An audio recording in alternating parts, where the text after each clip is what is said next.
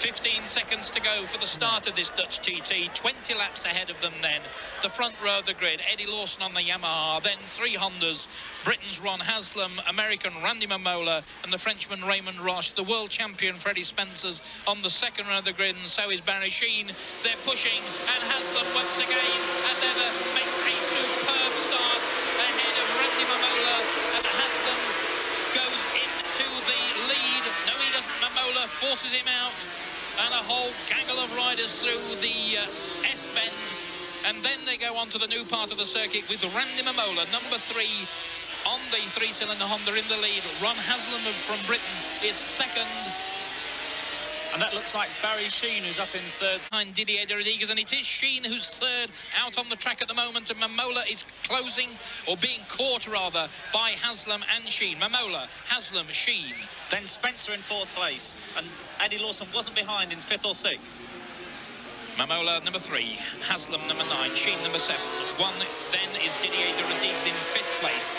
And we look back to see where bike number 4 was. I didn't see him, Peter, did you? Yeah, I think he's about 5th or 6th, just behind the Radigues and in front of Raymond Roche. He's in 6th place then. Mamola number 3 in the lead. 20 laps then, this 500cc race. And in 7 years, we've had 7 different winners of this race. Spencer through now to 3rd place, pushing Sheene back. And somebody went down the slip road just flat across from that in front of the screen. I think that was Didier de Radigues. It could well have been Didier. Didier was in 5th place, and it looks at indeed Lawson now is in 5th position on the distinctive red fairing of the Yamaha, and Spencer looking for a way past Haslam. Mamola, Haslam, Spencer on Honda's 1st, 2nd and 3rd. Mamola and Haslam, of course, on the 3-cylinder machine. Spencer on the 4-cylinder bike, and Barry Sheene there on the Suzuki in 4th place as Spencer goes through on the inside to go through to 2nd, and Sheene is going to pass Haslam. Sheene has gone ahead of Ron Haslam, so Haslam is back now into 4th spot. Mamola, Spencer, and Spencer looking for the inside line, and it looks like, and Spencer goes through into the lead, coming round to complete the 1st lap. They're at the chicane, and it's Spencer, Mamola, Sheene, Haslam, Lawson, Roche. Then Wayne Gardner, Wolfgang von Meralt, and Eero Ivarinen. Well, tremendous start, and this, I think, is where Spencer, Sheene, no, indeed it was where I thought where Sheene was overtaking Haslam. A slow motion replay from our Dutch director. Not quite sure what he's trying to show us, but meantime the leader out on the circuit, and that's Freddie Spencer, of course, the reigning world champion. He trails Eddie Lawson at the moment by 17 points, with 4 more rounds to come after today's race.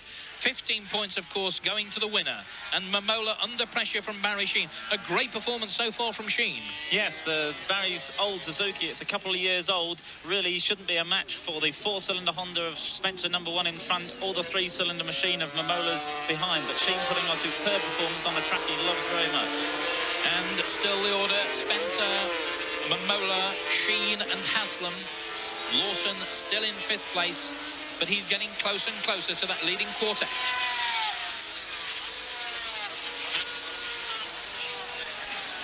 And Mark Sal into the pits, which is sad luck indeed. Mark Sal qualifying 15th fastest. Spencer number 1, Mamola number 3, Sheene, of course, number 7 as ever, Haslam number 9. That's the order of the first 4.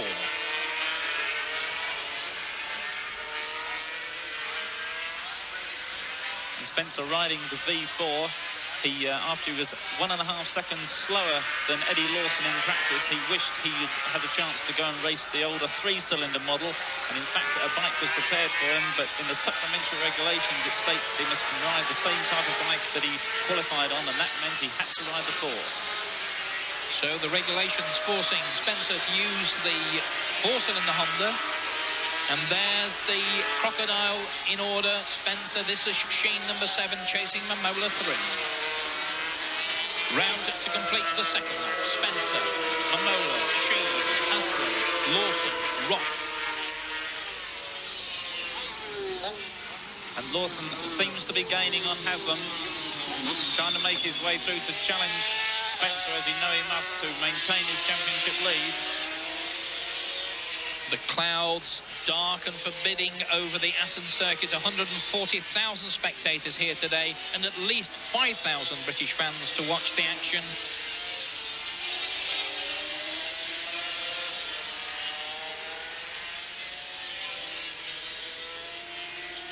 Mamola hanging way off the three-cylinder Honda number 3.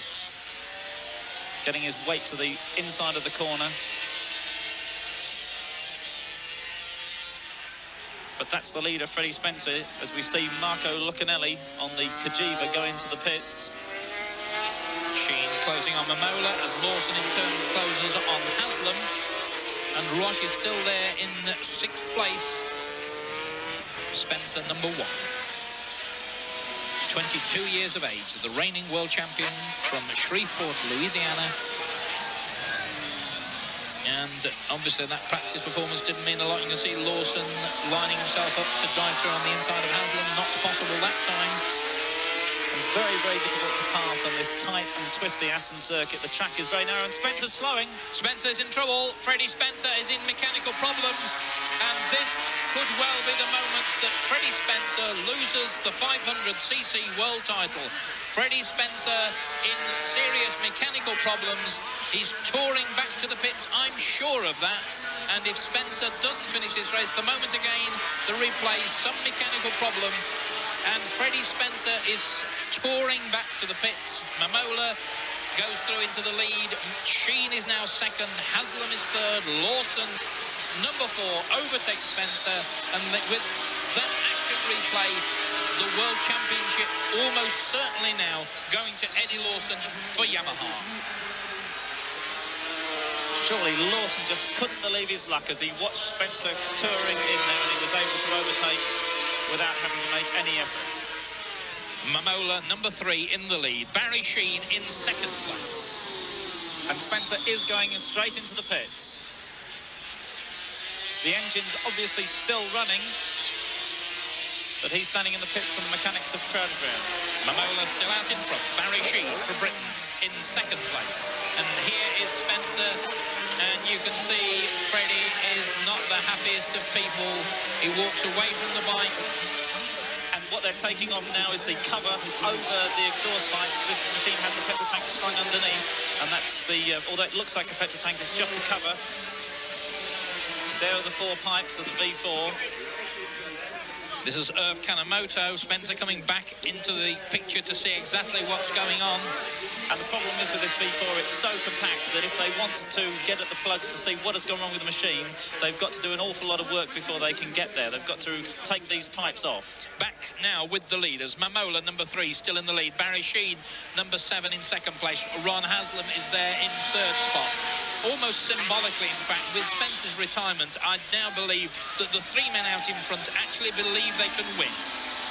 I think any of the 5 men there now believe they can win. Spencer, a terrible tragedy that the problem has struck Honda, because Spencer is a wonderful rider, and the majority of the men out there, with perhaps the exception of Lawson, know that Spencer probably can beat them with conditions being equal. But with Spencer being out, I think every one of those 5 men out there, Peter, believe they can win this race. Yes, the only man who may, in fact, strangely being a touch sad about it is Lawson, because he feels that he's a better rider than Spencer and has wanted all year to prove it, and they have never raced together. They're battling for the championship, and Spencer leaves the pits. Spencer going out onto the track, but this is a futile gesture. Spencer he would need an earthquake, something of that magnitude, and out in front it's getting closer and closer. And of course Lawson won't want to mix it too much. The last thing you want to do would be knocked off in this little group. So Lawson, I think, quite happy to be 5th. Mamola the leader, Sheene from Haslam, Raymond Roche now up into 4th place. And although the Hondas and Haslam goes through, takes Barry Sheene, so it's Haslam in 2nd place now, ahead of Barry Sheene. Lawson, of course, now knows that Spencer is unlikely, almost certainly not going to score any points in this race, only the first 10 home. And there's Rob Punt, the Dutchman. He's obviously gone off the track somewhere, having a little cigarette and a spectate. Yes, as I said, Lawson wanted to win this race. He was fastest in practice. He felt he could do it, and maybe he is a touch disappointed as we watch Haslam lead Sheene and Roche. Haslam in second place, Sheene in third spot, Roche in fourth position. Mamola still out in front. Mamola, like Haslam and Roche, on the three-cylinder Hondas. Yes, these are the V three-cylinder machines. One cylinder pointing forwards and down, the other two pointing parallel vertically upwards. Very good machines, ideally suited to this Assen circuit. And I think there's Massimo Broccoli just gone into the pits on a production Honda. Mamola and Haslam.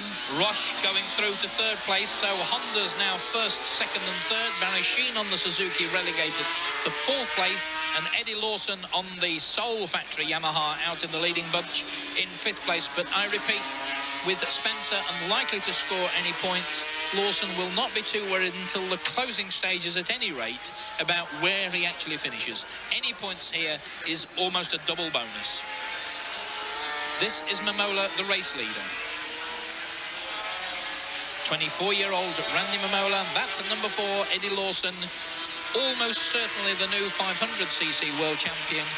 I don't think Spencer can score any points here, and if Lawson stretches more than a 17-point advantage with 4 more rounds to go, it will be very, very difficult, but not mathematically impossible, for Spencer to retain his title. And Spencer comes back into the pits again. Just as the leaders cross the line, Mamola on to the next lap. Spencer is going into the pits. So Mamola out. 15 laps to go, 5 laps completed. Mamola out in front. Number 4 there, Eddie Lawson on the V4 Yamaha, the reed valve machine. Very similar to the bike that he and Kenny Roberts used last year, except that had disc valve induction. They've made the changes this year to reed valve, and it's much more tractable and easy to start. Certainly starting was a problem for the Yamaha team last year of Kenny Roberts and Eddie Lawson.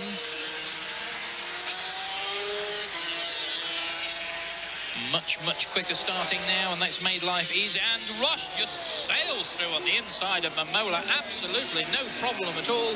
Roche seized a moment, dived through on the inside of Randy Mamola.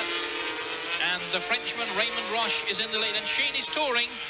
Barry Sheene was touring. Here's where Roche goes through on the inside of Mamola. A little bit desperate because, as you say, Raymond gets through, but then has to run wide here. And actually, Randy thinks about coming back underneath him.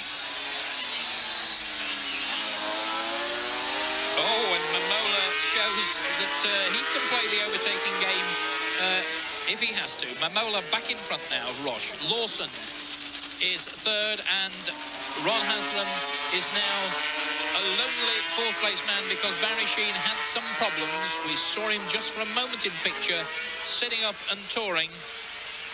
Well, that really is bad luck if it's put Barry out of the race. We hope he can keep going, but Sheene, who was right up there with the leaders, second at one stage. Roche makes the charge again. He's a hard man. Born in Toulon, now lives at Le Castellet, a beautiful little village very close to the Paul Ricard circuit.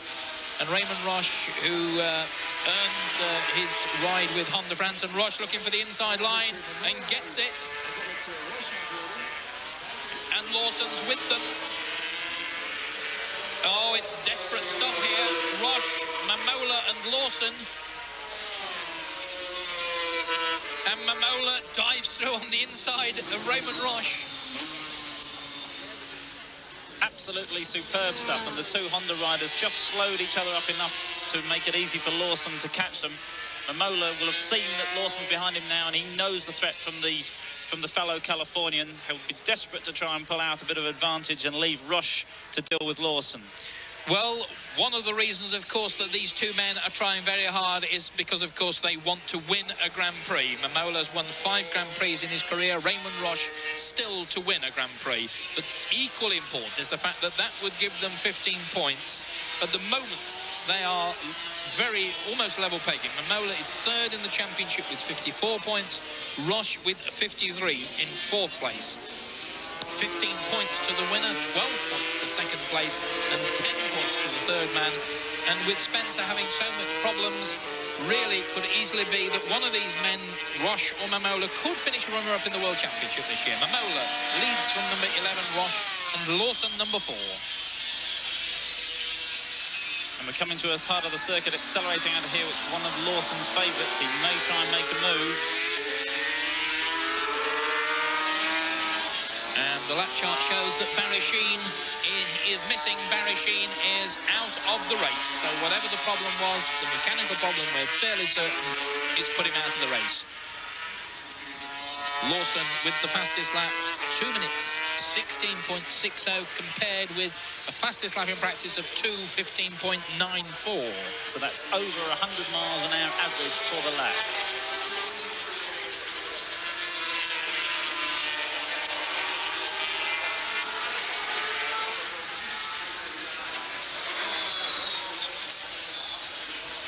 A reminder that Freddie Spencer, the reigning world champion, out of the race very early on, and Roche dives through on the inside of Mamola to take the lead yet again at the chicane. And they're side by side with Mamola fractionally ahead, but who's going to give way at the chicane? It's Roche, just almost unwillingly easing off, but he dives through back on the inside of Mamola. Roche back in front, the lead constantly changing in a tremendous battle between the two Honda men. And as you pointed out, almost certainly Lawson is not prepared to get mixed up in a fairing, clashing episode with these two. He's secure. He knows at least if he stays where he is, he gets 10 points, and that's valuable. And he may wait to the near closing stages to make his move. And 10 points, of course, for Lawson for third place would give him a 27-point advantage over Freddie Spencer with 4 more rounds to go. And although that is not mathematically a winning situation, realistically it is. And I say that he isn't going to get involved, but actually he told me that yesterday that if it came to it, he would clash bangs with anyone. They said, I'll bump into them if they bump into me. Well, we've seen more than once this year.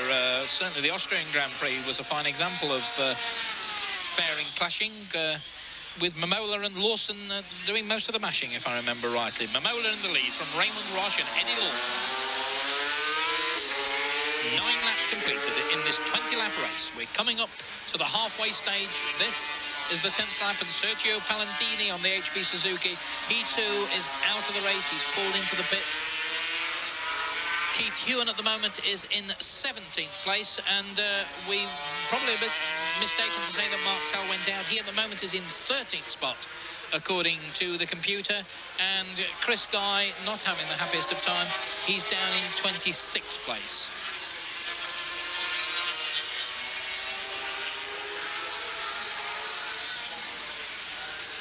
Three men, nose to tail, battling for the lead. Next time round, it will be 10 laps completed, and that'll be the halfway stage.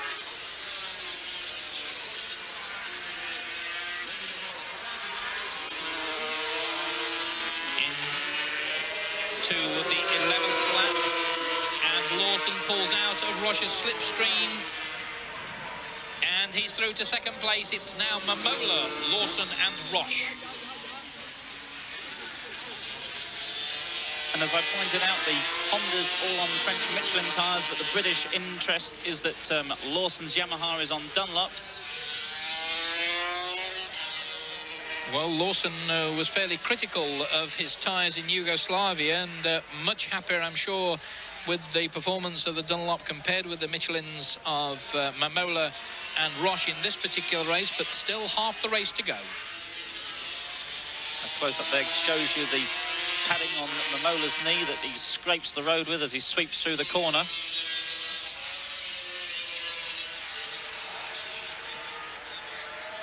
Lawson right on his tail again.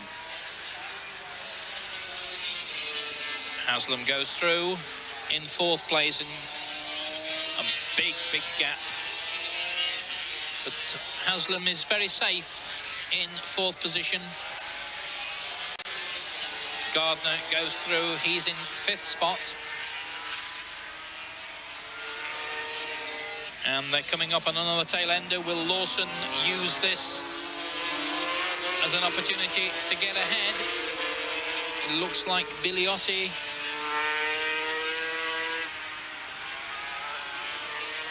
I think it's Lorenzo Giselli, another Italian.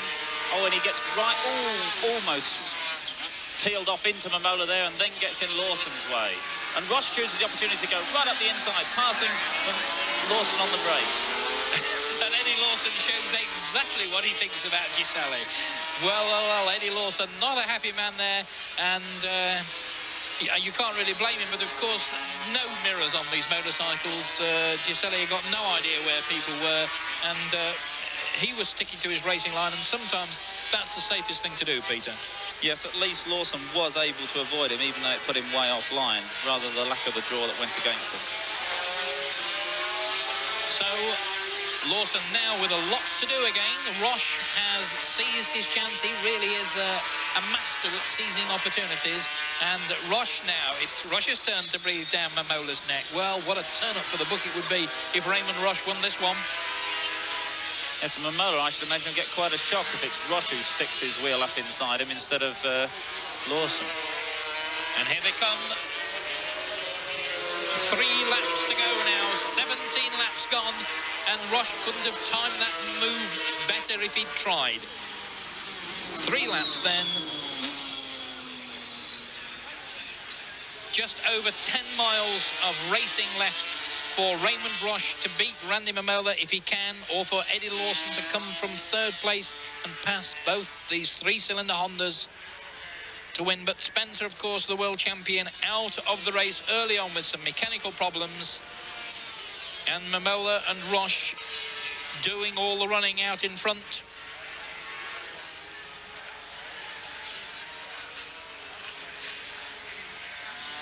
It's unlikely that Mamola yet knows that it's Roche who's behind him now, because it certainly won't have come up on his pit board this time through, and it's Roche. It's not Roche behind, it's Roche in front, and again Roche went wide, and Mamola seized the chance to go through on the inside, but a very nasty moment. Both men could easily have gone down then, Peter. Yes, it was exactly what Roche did earlier on in the race, and again he ran wide doing it. As we see, he goes very, very late on the brakes. Mamola almost peels off into him, gives him a burst, and by the time Raymond decided to peel off into the corner, he's missed the apex by a good 2 yards. And Mamola seizes the chance. There's a big gap there. He winds it through, but Roche, who is trying to recover from that situation, almost has his front wheel taken away from him by Randy Mamola. But Lawson is now up into 2nd place. Roche is in 3rd spot now. And really, it's still anybody's race. Lawson lifts the front wheel on acceleration as he chases Mamola. I rather think that sort of lift of the wheel almost suggests that Lawson thinks he's got it. It's sort of a display of enthusiasm. Well, I wouldn't like to put money on anything. Roche is still there. He's closing up on Lawson. We've seen that he's quite prepared to stick his neck out. Raymond Roche has never won a Grand Prix. Randy Mamola has won 5. Eddie Lawson has won 3. And we're coming up on some tail enders again.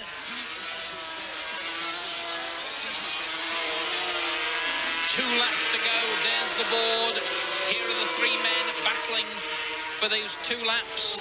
They're closing up again on tail enders. Mamola, Lawson, Roche.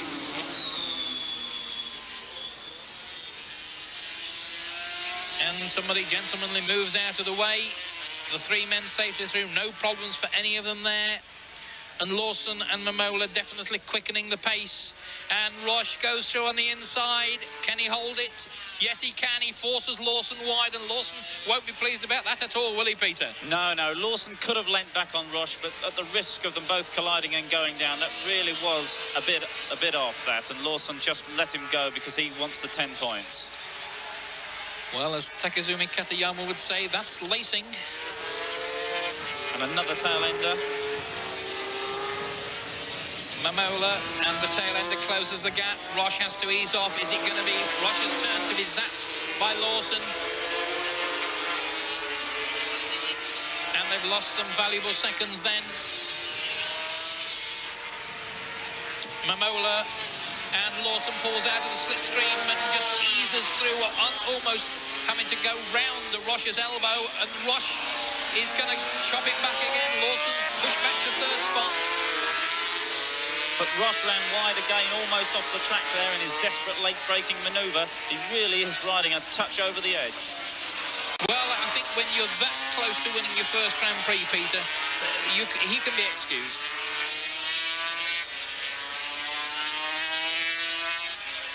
Maybe I'm just excited at seeing a European who can actually match the Americans for a change. Certainly, Roche, even during his 24-hour races, has ridden like that in the middle of the night. He'd come past late on the banging fairings with people, and yet he was an endurance world champion, so maybe he can do it. Well, Mamola getting held up now. Yes, somebody wanting to race with Mamola. And it's Paul Lewis, the Australian, and that gives Lawson on the inside, and Roche is there as well. Well, Paul Lewis in the way, a lap to go now. They're through the chicane. It's Mamola, Roche and Lawson, and Paul Lewis, the young Australian.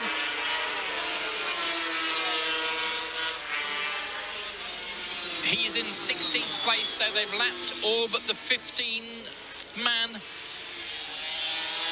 It's last lap, all or nothing now, and Mamola's got a bit of an advantage, but Roche is charging. And Lawson in turn charging on Roche.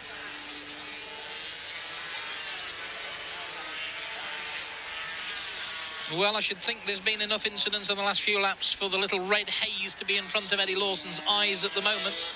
Any thoughts of being cool and calm and settling for third place? I think they've gone, Peter. Yes, the Yamaha twitched violently there as he accelerated out of the corner, still leant over the front wheel, pouring the air, but it's Mamola, number 3, who still leads from Raymond, Roche, number 11, and 4, Lawson. Well, before this race, there was a lot of talk about whether Yamaha would draft in Kenny Roberts to help Eddie Lawson go for the world title. I don't think that's going to be necessary. And Raymond not leaving Lawson the chance of going through on the inside there. And whether Roche has decided he's going to be second and be a good boy for Honda. And Mamola was almost on the grass then, Peter. Using every inch, including all the white line there. Mamola, Roche, Lawson, that's the order there. Less than half a lap to go now, and Roche gets closer. You can see Mamola using the white line and a little bit of the dirt on the outside, and Roche is charging. I don't think Lawson's in this one. I think it's a battle between Mamola and I think they've lapped Chris Guy for a second time in about 6 laps. And Mamola and Roche. And it's the final charge. And Lawson just taking it easy. He's well out of it. And Mamola and Will Roche go for the inside line. He has. And Raymond Roche has gone in front. And he's going to hang on. I think no, Mamola goes round the outside. They actually clash fairings. I'm sure they touch then. And Mamola wins. And Roche is second. And Lawson is third. In an absolutely dramatic and sensational finish. Roche had dived through on the inside. He got the lead. He thought he'd won. I'm sure he had. But Mamola came barging through on the inside, as he got every right to do. And Lawson just sat back. He saw what was going on. Roche taking the lead. Mamola, Roche once again goes wide. He banks the machine over to its absolute limit. Mamola comes back, wrestling with the handlebars. Mamola seizes the opportunity. He comes charging through. They're ever so close, and whether they actually touch, we shall see here now. I'm sure they do. They do. They must touch. That must be a collision between, and Roche knocked offline by about 5 or 6 feet. Well, what a finish to a sensational Dutch TT. But I repeat, Randy Mamola, the winner, Raymond Roche, second, and Eddie Lawson, third, with Ron Haslam